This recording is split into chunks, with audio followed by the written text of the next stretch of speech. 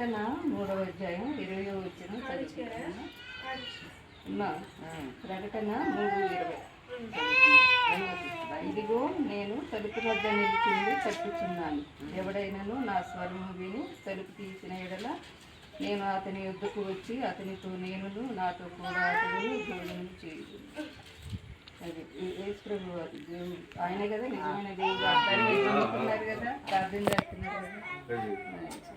ఇది దేవుడు మన తలుపు వద్ద నిలుచుంది తలుపుంటారు. అంతేంటి, నిజంగా తలుపు అంటే తలుపు అది కాదు, మన హృదయం అనే తలుపు ఉండి మన ప్రేరేపిస్తారు. మనం అర్థం చేసుకోము, మనం దేవుని స్వరం వినాలి. ఒక దేవుడు ఎట్లా, దేవుడే మనకి తెలియజేస్తున్నారు, ఆయన నమ్ముతున్నాం కదా అనేది మనం మరి మనసులో పెట్టుకొని ఆయన మన హృదయంలోకి చేసుకోవాలి. ప్రభువా, నువ్వే నిజమైన దేవుడు నాయన, నిన్ను మేము అంగీకరిస్తున్నాము, నువ్వే మా దేవుడివి అని చెప్పి దేవుణ్ణి మనస్ఫూర్తిగా అంగీకరించి ఆయన మీద ఆధారపడి ప్రతిదానికి ప్రార్థన చేసుకోవటం, మరి మనకు తెలిసిన వాక్యం మనతో ఉన్న వాళ్ళకి చెప్పుకోవటం. అది దేవుడు అంటే ఇంటి తెలియని వాళ్ళకి, ఇంకా మిగతా వాళ్ళు చాలామంది ఉంటారు కదా, అందరూ ఉండరు కదా దేవుణ్ణి.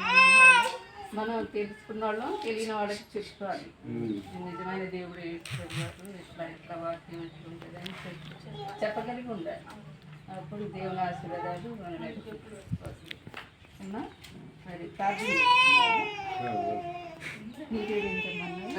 చక్కెర శుభవార్త తండ్రి నైనా గొప్ప దేవ శిక్షాటుగా కూడా ఈ సాయంకాల సమయంలో తండ్రి మమ్మల్ని వినగడపడానికి తీసుకొచ్చిన విధానాన్ని బట్టి మీకు వందనాలు తండ్రి. ముఖ్యంగా ఈ సమయంలో తండ్రి మరి రామస్వామి నాయకుడు అట్లాగే చెప్పి ఇది గృహముని దర్శించడానికి మీకు ఇచ్చిన ఈ అవకాశాన్ని బట్టి మీకు ఎన్నో స్థితులు చూస్తుంటారు. మరి వీటిని బట్టి వీరి కుటుంబాన్ని దర్శించడానికి మీరు ఇచ్చిన అవకాశాన్ని బట్టి మీకు వందనాలు తండ్రి. బిడ్డను ఆశీర్వదించండి. ఈ బిడ్డకు మరి మిమ్మల్ని నమ్మకాన్ని జీవిస్తుండగా మరి మీ అందరి భక్తి విశ్వాసములను పెంపొందింపజేసుకొని మీపై ఆధారపడి జీవించే విధంగా చేయించండి. ఈ సంతానాన్ని అందరినీ మీరు మనవలను మనవరాలను కూతుర్ని వారి కుటుంబాన్ని అట్లాగే కుమారుని అది బిడ్డలను అందరినీ తీర్చవలసిన జీవించి ఆశీర్వదించండి.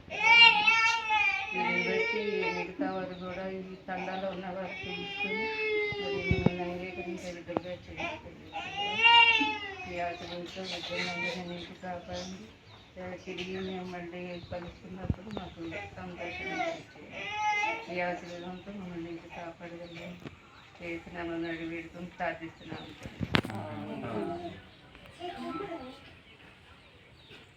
మంచిదమ్మా, ప్రేజులు అందరికీ వందనాలు.